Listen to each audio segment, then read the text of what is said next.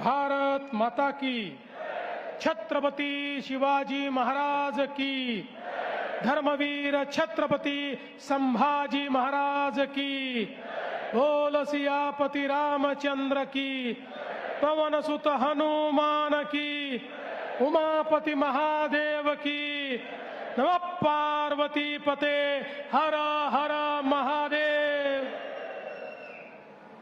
हिंदवी स्वराज्याचे सरसंस्थापक छत्रपती शिवरायांना मानाचा मुजरा करतो।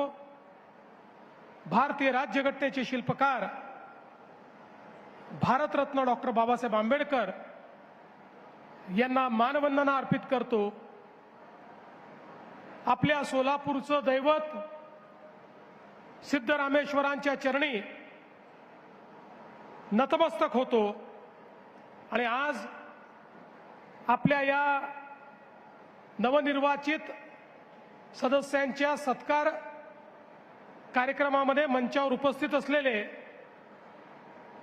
ज्यांनी स्थानिक स्वराज्य संस्था निवडणुकीचं नेतृत्व अत्यंत कुशलतेनं केलं ते आपले पालकमंत्री जयकुमार गोरेजी, ज्येष्ठ आमदार विजय मालक देशमुखजी, सुभाष देशमुखजी, आमचे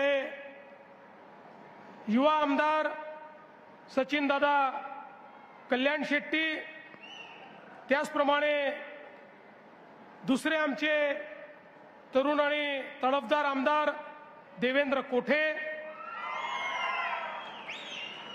सन्माननीय आपले पंढरपूरचे आमदार समाधानदादा अवताडे,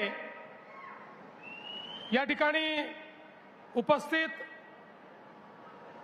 आपल्या सोलापूरचे नूतन महापौर श्री विनायक कोंडाल, आपले जिल्हा परिषदेचे अध्यक्ष दीपक वैद्य, माजी खासदार श्री जयसिद्धेश्वर स्वामीजी, रणजित सिंग नाईक निंबाळकरजी, योगेश टिळेकरजी, राम सातपुतेजी, प्रशांत मालक परिचारक, राजन मालक पाटील, दिलीप मानेजी, यशवंत मानेजी, रोहिणीताई तडवळकर, शशिकांत चव्हाण, नरसिंग मेंगजी, रश्मीताई बागल, शहाजी पवार, चेतन सिंग केदार, इंद्रजित पवार, ज्ञानेश्वरी देवकर, रंजिता चाकोते,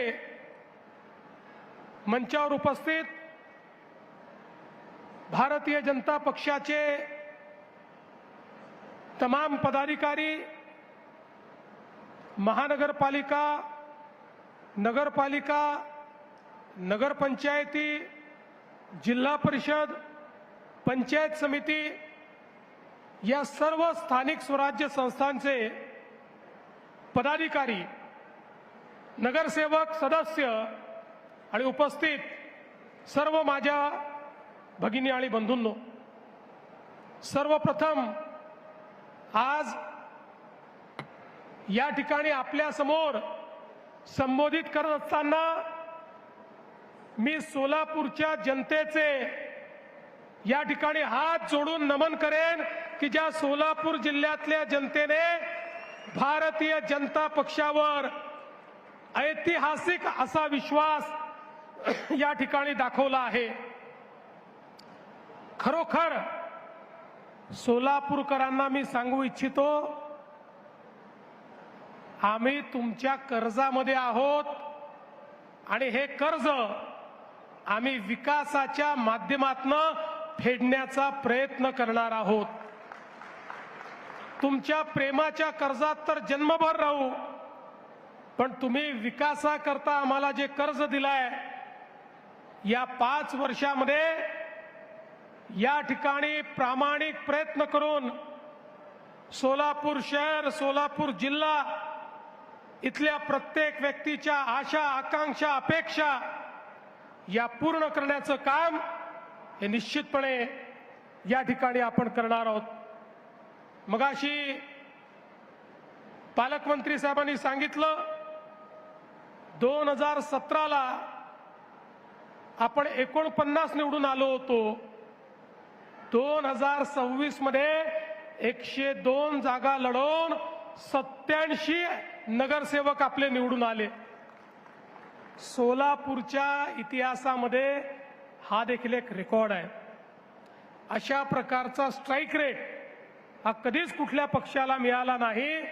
सगळे रेकॉर्ड या ठिकाणी आपण तोडले आहेत। तर जिल्हा परिषदेमध्येही 2017 साली आम्ही 14 होतो।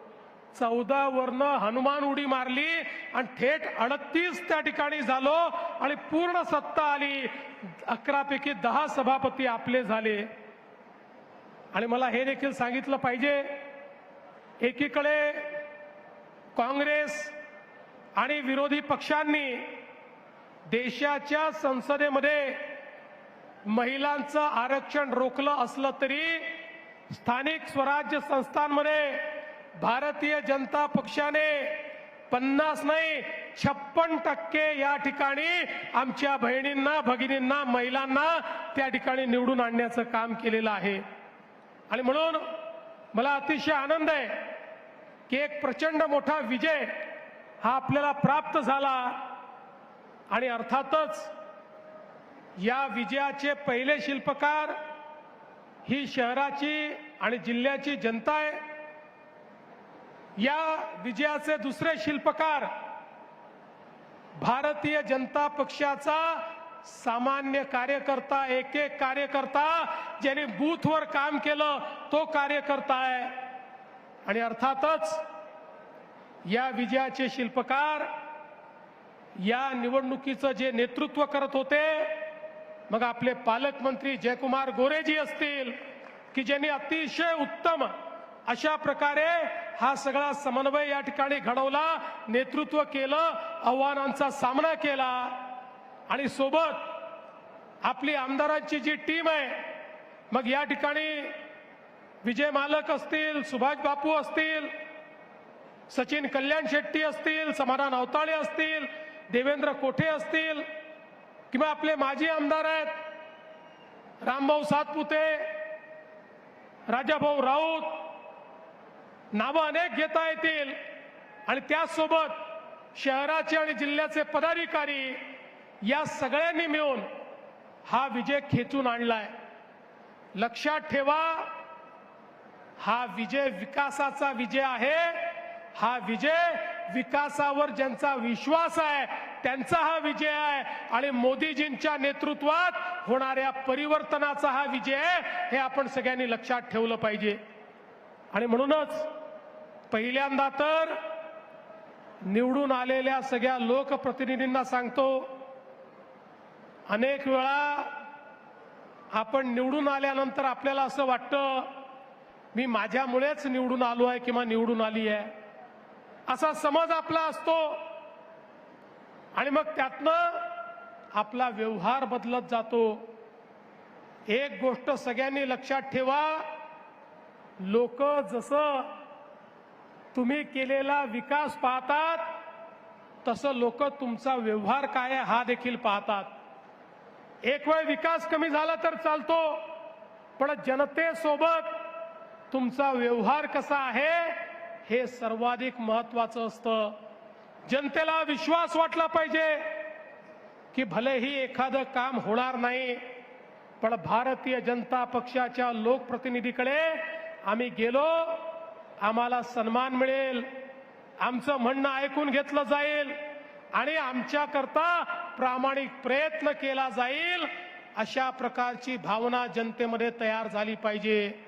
आणि म्हणून निवडून आलेल्या एकेका लोकप्रतिनिधीला सांगतो, या ठिकाणी भाजपची परीक्षा मोदीजींनी काय काम केलंय याच्यावरनं तर होणारच आहे, पण त्यासोबत स्थानिक व्यवहार कसा आहे याही माध्यमातून या ठिकाणी होणार आहे। त्यामुळे कुठल्याही परिस्थितीमध्ये पारदर्शी प्रामाणिकतेनं काम झालं पाहिजे। कुठल्याही प्रकारचा भ्रष्टाचार आम्ही खपवून घेणार नाही।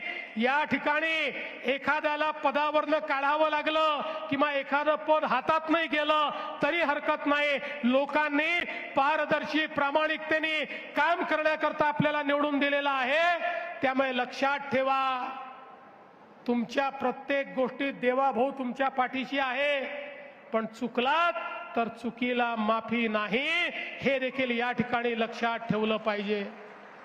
आणि म्हणून मी तर तुम्हाला एवढंच सांगतो, व्यवहाराचं तुम्ही बघा, लोकांशी तुमचा व्यवहार कसा आहे ते तुम्ही ठरवा आणि त्याची काळजी तुम्ही घ्या.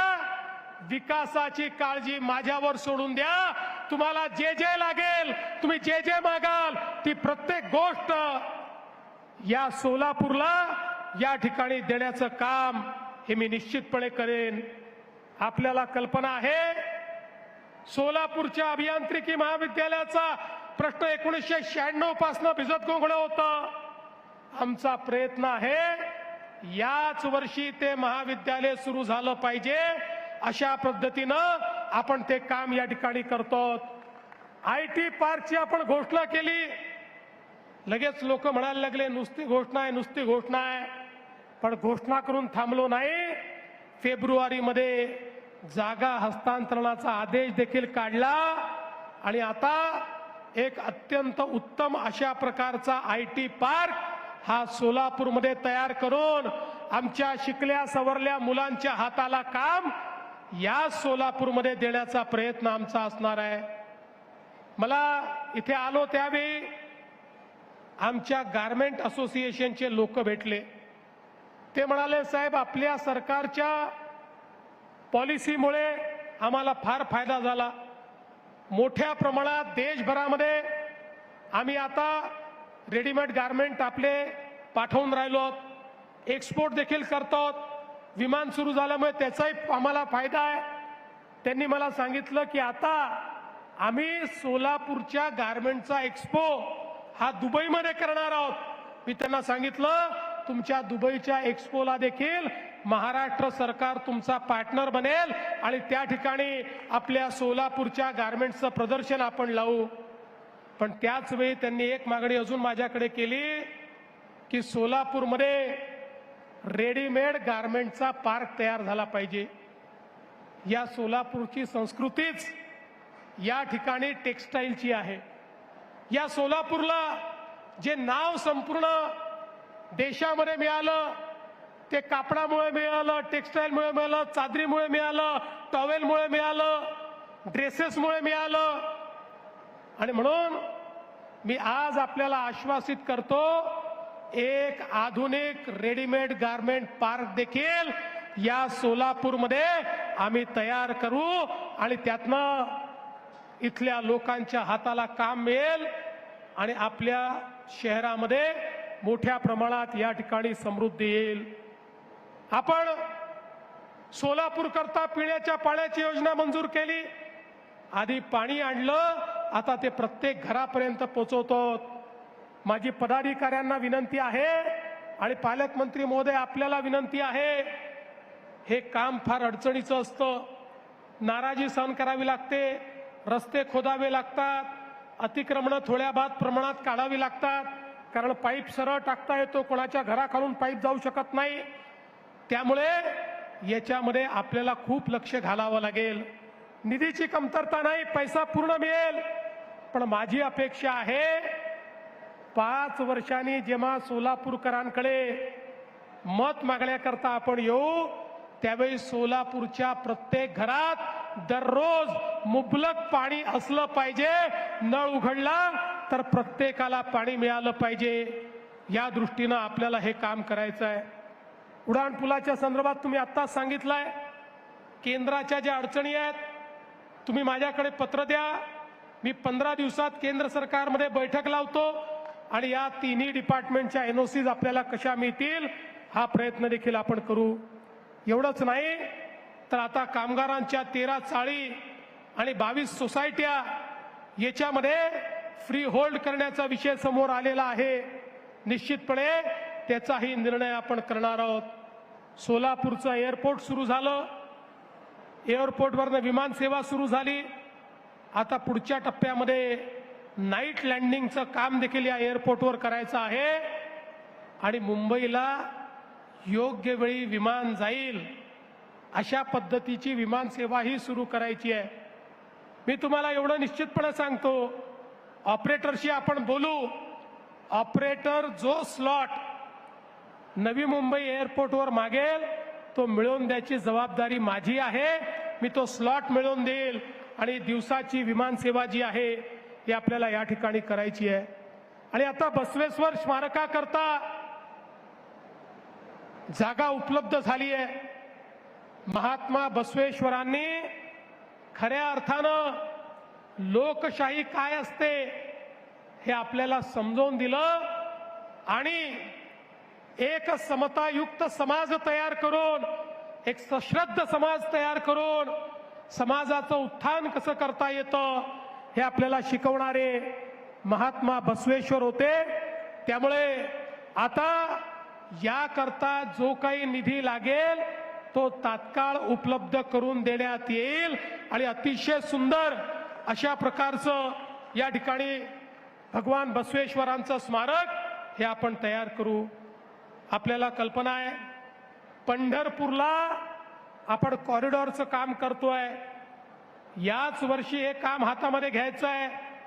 अनेक लोक शंका कुशंका उपस्थित करतात, लोकांना घाबरवण्याचं भडकवण्याचं काम करतात. आम्ही प्रत्येकाला उत्तम मोबदला देतो. ज्याचं दुकान आहे त्याला दुकान देतो. कोणालाही या ठिकाणी त्याच्या धंद्यापासून आम्ही वंचित करत नाही. आणि काही लोक तर या ठिकाणी परिचारक मालक जे कुठल्याही योजनेत बसत नाहीत त्यांच्या करता स्पेशल पॅकेज देऊन त्यांचंही पुनर्वसन आम्ही त्या ठिकाणी करणार आहोत. त्यामुळे माझी विनंती आहे आणि मी तर हे म्हणेन, आज जे दुकानदार त्या ठिकाणी आहेत, आज त्यांचा जो त्या ठिकाणी धंदा होतो, त्यांची उपजीविका चालते, एकदा आपला कॉरिडॉर होऊ द्या. पांडुरंगाच्या कृपेने त्यांचा धंदा 10 पट नाही झाला तर माझं नाव तुम्ही बदला. इतक्या मोठ्या प्रमाणात देशभरातनं या ठिकाणी माऊलीच्या दर्शनाकरता, पांडुरंगाच्या दर्शनाकरता लोकांना यायचं असतं. खरं म्हणजे केवळ आषाढीला नाही, केवळ कार्तिकीला नाही, केवळ एकादशीला नाही. पंढरपूरच्या विठुरायाचे भक्त इतके आहेत की लाखो लोक रोज या पंढरपूरमध्ये येऊ इच्छितात, पण व्यवस्था नसल्यामुळे येता येत नाही. आता इतका भव्य, इतका दिव्य, इतका सुंदर कॉरिडॉर आपण तयार करणार आहोत की ज्यामुळे पंढरपूर नाही, या सोलापूर जिल्ह्याची अर्थव्यवस्था बदलून जाईल. इतकं जबरदस्त अशा प्रकारचं कार्य हे त्या ठिकाणी आपण करतो. नाशिक, सोलापूर, अक्कलकोट 6 पदरी रस्ता आपण मंजूर केलाय. केंद्र सरकार मोदीजी 20,000 कोटी देत आहेत. त्यामुळे एक्सपोर्ट करण्याकरता नवीन वाढवण बंदराशी तुमच्या सोलापूरची थेट कनेक्टिव्हिटी होणार आहे. पुढच्या काळामध्ये एक्सपोर्टचा फायदा या माध्यमातून या ठिकाणी होणार आहे. आणि एवढंच नाही तर म्हैसाळ उपसा सिंचन योजनेकरता 1594 कोटी आपण दिले. उजनी धरणामध्ये फ्लोटिंग सोलर आपण त्या ठिकाणी करतो आणि त्या माध्यमातून JW ग्लोबल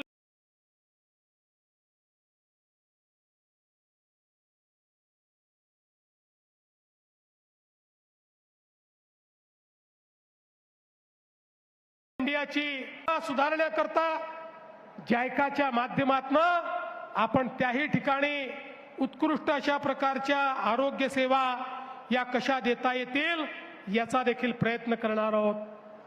हे शहर असो किंवा जिल्हा असो, या जिल्ह्यामध्ये खरं म्हणजे इतक्या मोठ्या प्रमाणात धार्मिक पर्यटनाचा वाव आहे. मी आता इथे येण्याच्या आधी बार्शीला भगवंतांच्या प्रगट दिन उत्सवाला जाऊन आलो. त्या ठिकाणी देखील अतिशय मोठ्या प्रमाणात 1000 वर्ष जुनं प्राचीन अशा प्रकारचं मंदिर, पांडुरंगाचं मंदिर, बाजूला धाराशिव मध्ये आई तुळजा भवानी, त्या ठिकाणी अक्कलकोटमध्ये स्वामी समर्थ. मला असं वाटतं की एक प्रकारे संपूर्ण महाराष्ट्राची आध्यात्मिक शक्ती या सगळ्या पंचक्रोशीमध्ये आपल्याला पाहायला मिळते. आणि म्हणून या जिल्ह्याचा आशीर्वाद मिळणं, या शहराचा आशीर्वाद मिळणं, सिद्धरामेश्वरांचा आशीर्वाद मिळणं हे मी आपलं भाग्य समजतो.